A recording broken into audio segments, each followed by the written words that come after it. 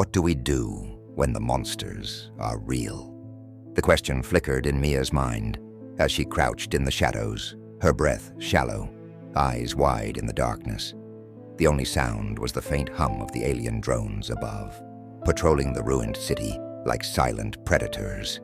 The once vibrant skyline of what was left of Earth now glowed with an eerie green haze, an unnatural, constant reminder that humanity's time was nearly over. It had been a year since the invasion, a year since the first ships arrived, cracking the sky open like an old wound.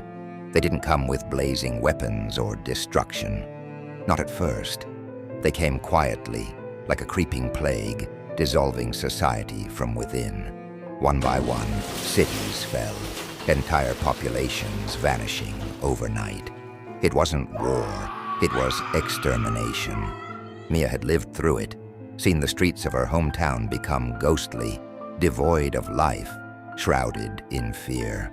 At first, she had tried to report on it as a journalist, uncovering the strange disappearances in rural towns. But soon enough, the stories she once reported became her reality. Now survival was the only story. It all started with a signal. Decades ago, scientists discovered an intermittent pulse emanating from deep space. A cosmic anomaly, they called it. But it wasn't just random noise.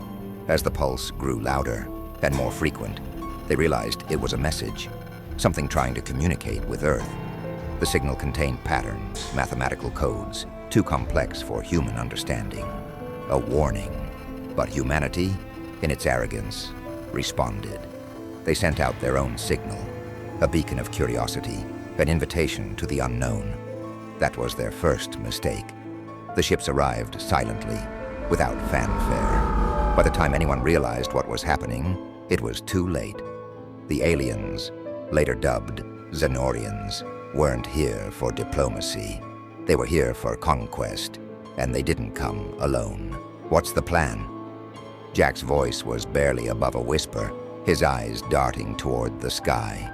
The tall, muscular soldier gripped his weapon tighter, a bead of sweat rolling down his temple. He had been a man of action before the invasion, fighting wars that now seemed laughably insignificant. Now he was a ghost, just like the rest of them, hiding in the shadows of a world that was no longer their own. "We stick to the plan," Mia replied, her voice steady despite the adrenaline coursing through her veins. She glanced at Sarah, the medic, who was trembling beside her. Sarah had been a doctor before all of this, saving lives in a world that no longer existed. Now she was just another survivor, like the rest of them. Mia admired Sarah's resilience, even if fear had etched itself deep into her eyes. The three of them were part of a larger resistance, a group of human survivors who refused to let the Earth go without a fight. Their numbers had dwindled over the months, their resources running thin, but they had a plan, they had a target, and tonight they would strike back. Their target was a XENORIAN supply depot, located on the outskirts of the city. It was one of the few places the aliens used to store their energy cores, the lifeblood of their technology. If the humans could destroy it, they could cripple the local XENORIAN forces, at least for a while. It was a risky mission, but it was all they had. The night was unnervingly quiet, too quiet. Mia's heart pounded as they moved through the ruins of what had once been a thriving metropolis. Now the buildings were nothing more than hollowed-out shells, their windows shattered, streets cracked and overgrown. Every step they took felt like an eternity. Suddenly a shriek pierced the silence, high-pitched, unnatural, and gut-wrenching. Mia froze, her breath catching in her throat. They knew. From the shadows, the XENORIAN drones emerged, metallic creatures resembling spiders with glowing green eyes, their movements too fast, too precise for any human to anticipate. The air vibrated with their mechanical clicks and whirs as they closed in on the group. Jack was the first to fire. but it was futile. The drones moved like shadows, dodging the bullets with ease. "Run!" Mia screamed, but it was too late. The attack had begun. As they scattered, Mia's mind raced. How had the Xenorians known? They had been so careful, so calculated in their planning. Had there been a spy?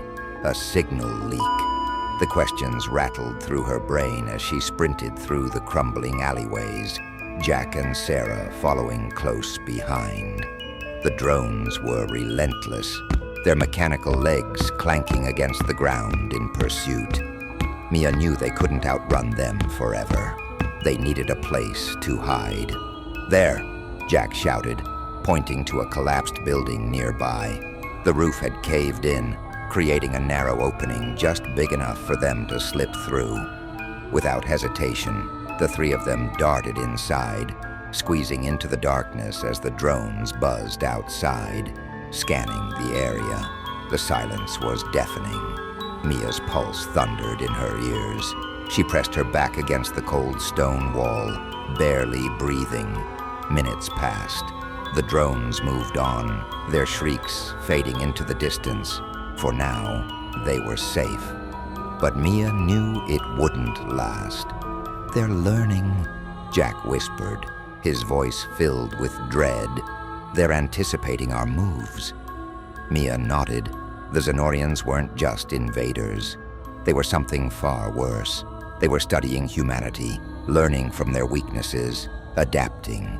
And with every battle, the humans grew more desperate, while the aliens grew stronger.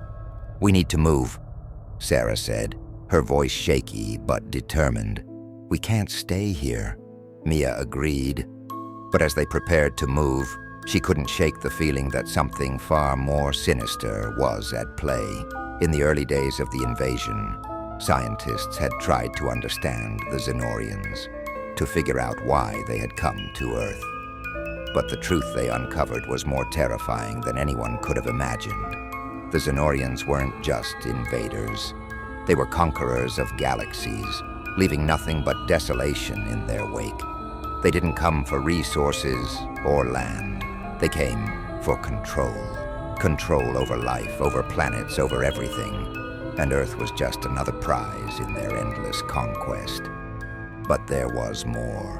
Deep underground, hidden from the prying eyes of humanity, the Xenorians had begun conducting experiments, twisting human bodies, merging them with alien technology. The people who had gone missing weren't dead.